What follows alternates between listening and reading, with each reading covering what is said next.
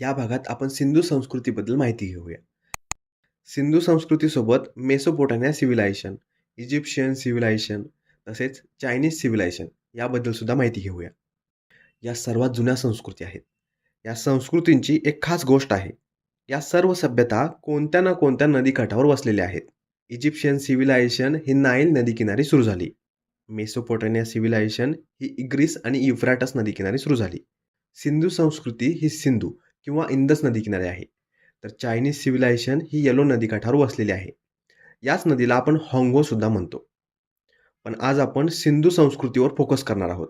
सिंधू संस्कृती ही बाकी संस्कृतींपेक्षा अधिक विस्तारलेली आहे. याची दोन कारणे आपल्याला देता येतात. या ठिकाणी 1500च्या आसपास तत्कालीन ठिकाणे सापडतात. याचं दुसरं कारण म्हणजे याचा विस्तार तब्बल 1.5 मिलियन स्क्वेअर किलोमीटर इतका होतो. याची तुलना आजच्या भारताशी करायची झाली तर आजचा भारत हा 3.2 मिलियन स्क्वेअर किलोमीटर इतका विस्तारलेला आहे. तर यावरून सिंधू संस्कृतीचा आकार केवढा असेल याचा अंदाज आपल्याला येतो. आपण म्हटलं होतं की या भागात 1500च्या आसपास ठिकाणे सापडतात. पण यामधलं पहिलं जे ठिकाण सापडलं ते होतं हडप्पा. याचे उत्खनन 1921 साली करण्यात आलं होतं. नकाशावर जर हडप्पाचे ठिकाण पाहायचे झाले तर ते पंजाबच्या उत्तर भागात म्हणजे आजच्या पाकिस्तानमध्ये आहे. हडप्पा हे ठिकाण रावी नदीच्या काठावर आहे. भारतीय पुरातत्वशास्त्रज्ञ दयाराम सहानी यांनी हडप्पाचा शोध लावला. मोंटगोब्रो जिल्हा पंजाबमध्ये याचे स्थान आहे आणि हा भाग स्वातंत्र्यानंतर पाकिस्तानचा भाग झाला. आता तुम्हाला प्रश्न पडला असेल की या ठिकाणाला हडप्पाच का म्हटलं जातं? दयाराम सहानी यांच्याकडे एकदा बघा. एक शांत आणि सभ्य व्यक्तिमत्व आहे. यांच्या जागी दुसरं कोण असतं तर या ठिकाणाचं नाव आपल्या नावावरून ठेवून घेतलं असतं. पण यांनी असं न करण्याचा निर्णय घेतला.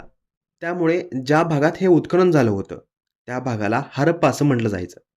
त्यामुळं त्यांनी या ठिकाणाला हडप्पा नाव देण्याचं निश्चित केलं. आणि हडप्पा अशा प्रकारच्या नावाचा उल्लेख ऋग्वेदात सुद्धा पाहायला मिळतो. ऋग्वेदात हरिअप्पा असा उल्लेख झालेला दिसतो. यावरून हे ठिकाण ऋग्वेदात उल्लेख केलेलेच ठिकाण असावं असा अंदाज बांधता येतो. आता आपण सिंधू सभ्यतेचा अभ्यास करत आहोत. या ठिकाणी पहिल्यांदा हडप्पा हे ठिकाण सापडलं. त्यामुळेच या संस्कृतीला आपण हडप्पा संस्कृती सुद्धा म्हणतो. सिंधू संस्कृतीलाच हडप्पा संस्कृती असं पहिल्यांदा जॉन मार्शल यांनी म्हटलं होतं. हे एक ब्रिटिश पुरातत्वशास्त्रज्ञ होते. आता सिंधू सभ्यतेच्या इतर पैलूंचा अभ्यास नकाशाच्या आधारे करूया. तुमचं लक्ष आता सिंधू नदीच्या आसपास असलं पाहिजे. सिंधू नदीच्या अनेक उपनद्या आहेत. यामध्ये झेलम, चिनाब, रावी, सतलज आणि बियास या नद्यांचा समावेश होतो. आता सर्वप्रथम सिंधू सभ्यतेचा विस्तार समजून घेऊया.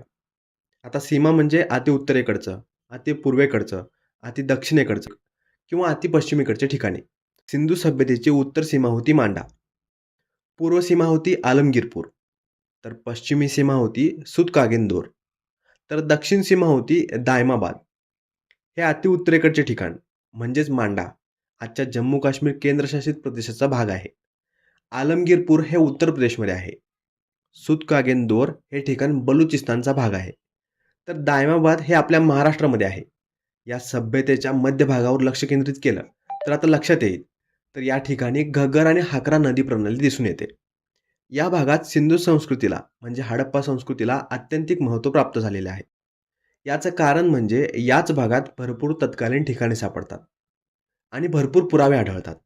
या भागात तत्कालीन ठिकाणची घनता इतर भागांपेक्षा जास्त होती. या भागाच्या उत्तरेला अजून 2 ठिकाणे आहेत. बनावली आणि राखीगढी. आजच्या हरियाणा राज्यात हे ठिकाणे आढळतात.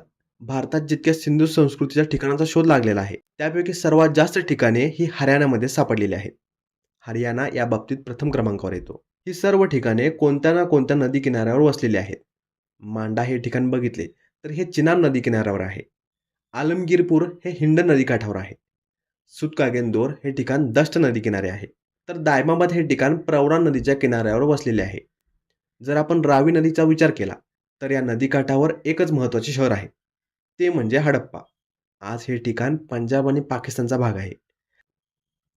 आता यानंतर सिंधू नदीच्या काठावर कोणकोणती महत्त्वाची ठिकाणे आहेत हे बघूया. यामध्ये पहिलं ठिकाण म्हणजे मोहनजोदडो, दुसरं कोटदीची, तिसरं होतं चानुधरो आणि चौथं ठिकाण म्हणजे अलादिनो. ही चारही ठिकाणे आजच्या सिंध प्रांताचा भाग आहेत म्हणजे पाकिस्तानमध्ये.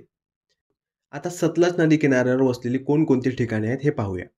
यामध्ये एकच ठिकाण जे लक्षात ठेवणं गरजेचं आहे. ते म्हणजे रोपर. रोपर हे भारतातील पंजाबमध्ये स्थित आहे. याशिवाय घग्गर नदीच्या किनाऱ्यावर 2 महत्त्वाची ठिकाणे पाहायला मिळतात. यामध्ये आहे कालीबंगन आणि बनावली. कालीबंगन हे राजस्थानचा भाग आहे, तर बनावली हे हरियाणा राज्यात येतं. आणखी एक महत्त्वाचं ठिकाण आहे, जे भोगव नदीकाठावर आहे. लोथल. लोथल आजच्या गुजरातचा भाग आहे. आतापर्यंत आपण बऱ्याच ठिकाणांना बघितलं. या सर्वांमध्ये एक साम्य होतं. ते म्हणजे नदी. पण यामध्ये असं एक ठिकाण आहे, ज्या ठिकाणाला आपण या क्रायटेरियानुसार ओळखू शकत नाही. ते ठिकाण म्हणजे धोलावीरा. धोलावीरा हे कच्छमध्ये आहे. कोणतीच नदी या भागातून वाहत नाही. पण नदीशिवाय हे ठिकाण कसं काय वसलं असेल? ही विचार करण्यासारखी गोष्ट आहे. कारण शेती करण्यासाठी, बाकी दैनंदिन गरजांसाठी पाण्याची आवश्यकता असते. त्यावेळी सुद्धा आणि आत्तासुद्धा पाण्याशिवाय मानवाचे जीवन अशक्य आहे. नदी वाहत असेल, तर त्याच्या आजूबाजूला बऱ्याच वाड्या वस्त्या आपल्याला दिसून येतात. त्या काळी पाण्याचे टँकर तर नसायचे. तर मग धोलावीरामध्ये लोक पाण्याची व्यवस्था करायचे तरी कसे? यावर आपल्याला विचार करावा लागतो. आतापर्यंत आपण ज्या ठिकाणांना पाहिलं, त्या सर्व ठिकाणांचा आपण स्वतंत्रपणे अभ्यास करणार आहोत. त्याचसोबत या धोलावीराला सुद्धा समजून घेऊया. पण धोलावीराबद्दल आणखी एक प्रश्न उपस्थित होतो. त्यावेळी मानव पाण्याच्या आकर्षणाने पाण्याची गरज लक्षात घेऊन नदीकिनारी वस्त्या करायचा. तर धोलावीरामध्ये अशी कोणती गोष्ट आहे, ज्याचे आकर्षण इथल्या नागरिकांना त्या ठिकाणी वास्तव करण्यास कारणीभूत ठरलं? तर या ठिकाणी कच्चा माल भरपूर प्रमाणात उपलब्ध होता. या ठिकाणी तांबे, शेल कार्नालीन, अजेट, स्फटिक खडक, शिसे, चुनखडक यासारख्या बऱ्याच खनिजांचा साठा उपलब्ध होता. या ठिकाणचे लोक याच गोष्टींचा व्यापार इतर भागांशी करायचे. आता यावरून तुम्हाला समजलंच असेल, की हे धोलावीराचे लोक गुजराती होते. याशिवाय धुलावीराजवळ आणखी एक ठिकाण आहे, सुरकाठोड. हे ठिकाण सुद्धा गुजरातमध्ये आहे. या ठिकाणी सुद्धा पाण्याची कोणतीच व्यवस्था आजही उपलब्ध नाही. पण प्राचीन काळात 700 मीटर रुंदीची एक नदी वाहत असावी, असं मानलं जातं. आत्तापर्यंत ज्या ठिकाणांना आपण ओळखलं, त्या ठिकाणांबद्दल पुढील भागात आपण सविस्तर माहिती घेणार आहोत. पण याआधी आणखी एक गोष्ट समजावून घेणं महत्त्वाचं आहे. म्हणजे हडप्पा संस्कृती ही कांस्य म्हणजे ब्रॉन्झ एजशी जोडलेली आहे. म्हणजे या ठिकाणचे लोक ब्रॉन्झचा वापर मोठ्या प्रमाणात करायचे. टीन आणि कॉपर याच्या मिश्रणातून ब्रॉन्झची निर्मिती होते. म्हणजे कॉपर आणि टीन या धातूंना मिसळून त्यापासून ब्रॉन्झ आणि पुढे त्याची हत्यारे बनवली जायची. याशिवाय आणखी एक गोष्ट, हडप्पा सभ्यतेला 3 भागात विभागता येतं. पूर्व हडप्पा काळ, मध्य हडप्पा काळ आणि उत्तर हडप्पा काळ. पूर्व हडप्पा काळ हा इसवी सन पूर्व 2900 ते इसवी सन पूर्व 2500 पर्यंत होता. तर मध्य हडप्पा काळ हा इसवी सन पूर्व 2500 ते इसवी सन पूर्व 2000 पर्यंत. तर उत्तर हडप्पा काळ हा इसवी सन पूर्व 2000 ते इसवी सन पूर्व 1700 पर्यंत होता. सर्वाधिक ठिकाणे हे उत्तर हडप्पा काळाशी संबंधित असल्याचे पुरावे सापडतात. आता ही तर भारतीय सभ्यतेची नुसता सुरुवात होती. पुढील भागात आपण नगर नियोजन, अर्थशास्त्रीय घटक, भाषा, राजकीय बाबी, धार्मिक दृष्टिकोन, शेतीच्या पद्धती यासारख्या बऱ्याच पैलूंचा अभ्यास करणार आहोत. आय होप हा व्हिडिओ आपल्यासाठी इन्फॉर्मेटिव्ह असेल. प्राचीन भारताच्या इतिहासातील अशाच घटनांना समजून घेण्यासाठी बुक्स ताव प्लेलिस्टला फॉलो करा. Thank you for watching and supporting books ताव.